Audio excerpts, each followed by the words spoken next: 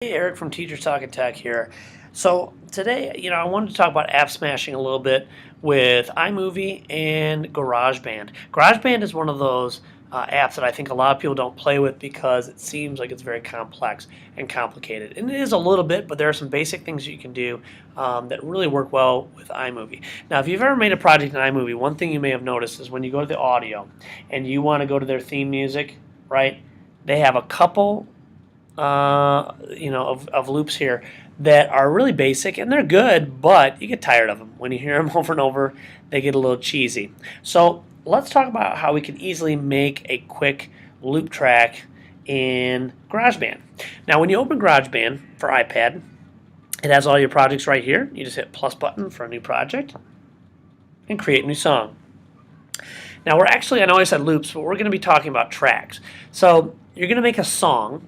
And the way you're going to make that song is in little pieces called tracks. You can think of each different instrument as a track. So let's start with some of our smart instruments. So there's a smart drummer, smart guitar, keyboard, bass, strings, and drums. Okay, we're going to stay away from the microphone and the drums and keyboard that are not the smart ones. And the reason is the smart ones, it does a lot of the work for you, and they're fine. They really are. They work well. So I'm going to start here with the keyboard. Now, when you open the keyboard, you'll notice that it doesn't look like a normal keyboard, right? It's in the key of G, I believe. Here, I think is either that or C. But anyway, when you tap the top here of G, it just plays the chord. When I tap down here, okay, so it's just playing notes within that chord. Now, it gets even easier than that, though, because autoplay up here will allow you. If I turn it on 1, I can just tap up here and it'll actually play a predetermined tune. Here we go. And then I can change keys.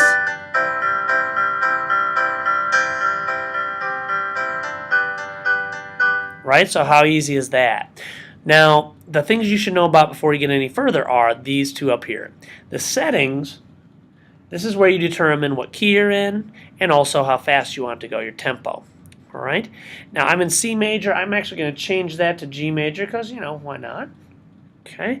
And then after that, I'm going to go to my settings for the sound of the track. Really, there's not a lot you have to do here.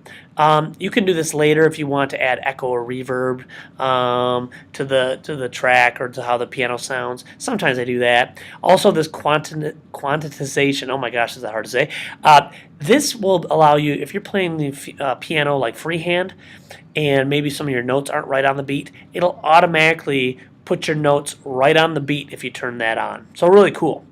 All right, and then next you have your metronome. You can turn that off if you don't want that clicking the whole time you're playing. Okay, so let's make a quick tune here. Now, it's set up here. My playhead is at 0, or at 1, and that's where you want it, because that means that's where it's going to start and go. You see I have 8 measures to work with. Now, I'm only going to make this song 8 measures long, but if I wanted to make it longer than that, I just hit the plus button, and I make this section automatic length. That means it'll go as long as I want it to. Or you can set it to, some predetermined number of measures. Okay?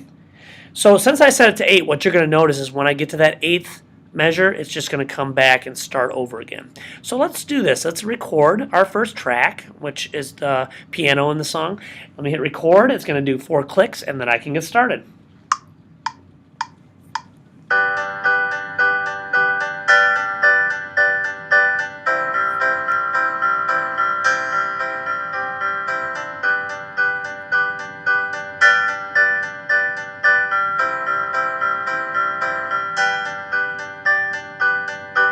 Alright, so I messed up a little bit there, but that's okay.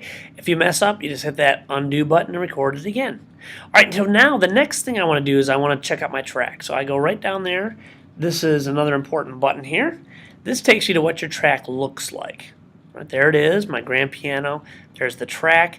And then I can actually chop this track up and shorten it or, well, you'll see when I keep going. Alright, so let me add another track here. Along with my piano, I'm going to add some strings. Now, I'm going to only do violas and first violins and cellos. Okay, I don't want bass in there, so you can just take them in and out. Then you can choose what kind of music you want. Let's see, how about, let me turn modern music. And then I can do the autoplay just like I did before. Let's see how this sounds.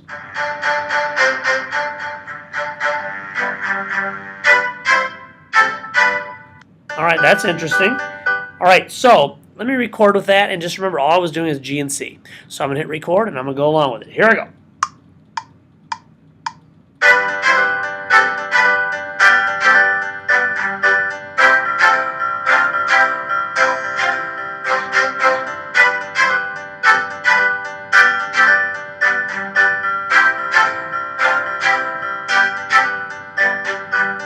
Okay, so there I go. Now I can go to my tracks. All right, and now they play together. Now when I play them, I can listen back to them. I'm going to turn down those strings a little bit.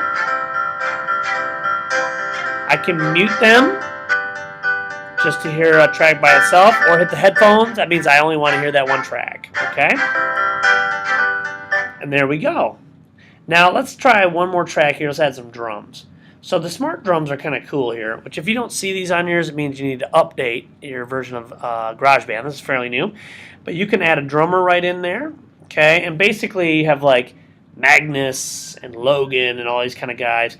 And it'll tell you about them, and you can see whether you like them. So I think that I like Kyle. It just says it modern rock, really simple. You can easily change the sound. You just press play, and then you listen to how this drum loop sounds in your music. So here we go.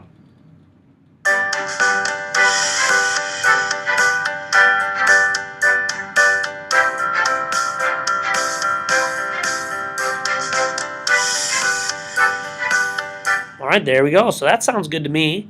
So I'm going to tap up here on my tracks, and then there he is. He's added in, and I can listen to him.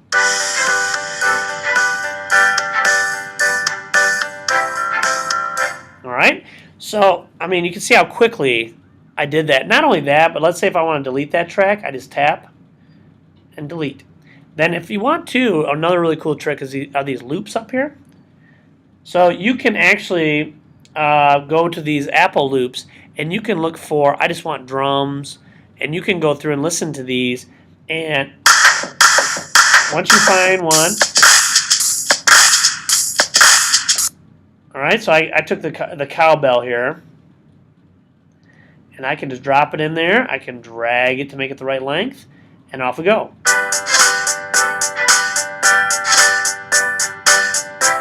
So those loops are another easy way to add the drums, or a lot of different instruments actually. You can add drums, or you can add bass, guitar. There's a lot of little loops in there that are great for like iMovie projects.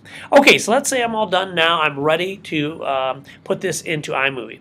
So I go to My Songs, hit Select, tap it, and then I'm going to share it. And you can share it through iCloud Drive or Google Drive or Dropbox, tons of different ways. But if you're just going to open it right in iMovie, you just hit Open In, Share, and then when it asks you what kind of app, you just pick iMovie, and then it'll just ask you, then it'll just ask you what project you want it in.